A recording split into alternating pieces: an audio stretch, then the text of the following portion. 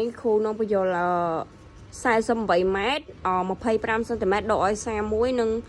41 ម៉ែត្រ14 សង់ទីម៉ែត្រហើយប្រវែងຂະຫນាតវាគឺយើងចង់បានម៉ែត្រអញ្ចឹងអ្នកគ្រូរៀបលេខតាមលំដាប់ហ្មងអញ្ចឹងយើងសរសេរ48 ម៉ែត្រ25 សង់ទីម៉ែត្រយើងដាក់ដកកណ្ដាលមកហើយយើងរៀបលេខត្រូវតាមខ្ទង់គឺ31 ម៉ែត្រ14 សង់ទីម៉ែត្រអញ្ចឹងកន្លែងនេះគឺយើងដកហើយຂະຫນាតរបស់វាគឺយើងចង់បានគឺម៉ែត្រអញ្ចឹងអានេះយើងដកធម្មតាមកអានេះអត់មានខ្ចីទេ5ដក4គឺនៅសល់1ហើយ2ដក1នៅសល់2ដក1សល់1 2ដក1សល់1ណាអូខេហើយអញ្ចឹងអាកន្លែងនេះគឺសង់ទីម៉ែត្រអញ្ចឹងសង់ទីម៉ែត្រគឺយើងតម្លាក់សង់ទីម៉ែត្រហើយម៉ែត្រនេះយើងតម្លាក់ម៉ែត្រមកហើយ8ដក1សល់7 4ដក3នៅសល់1អញ្ចឹងកន្លែងនេះគឺ17ម៉ែត្រ11 សង់ទីម៉ែត្រតែអ្វីដែលយើងចង់បានមិនមែនសង់ទីម៉ែត្រទេអ្វីដែលយើងចង់បានគឺម៉ែត្រអញ្ចឹងយើងត្រូវប្រវែងអញ្ចឹង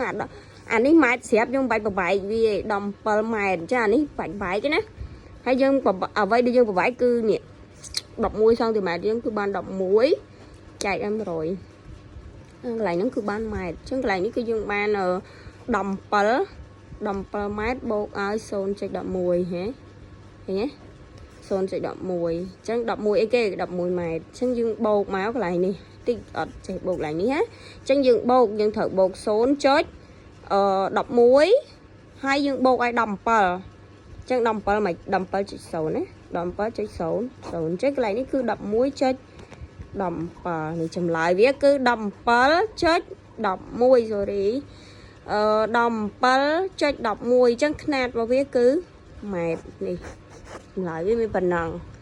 ឆ្ងល់សួរណាវគ្គឡើងណាអាចឆាតសួរអ្នកគ្រូបាន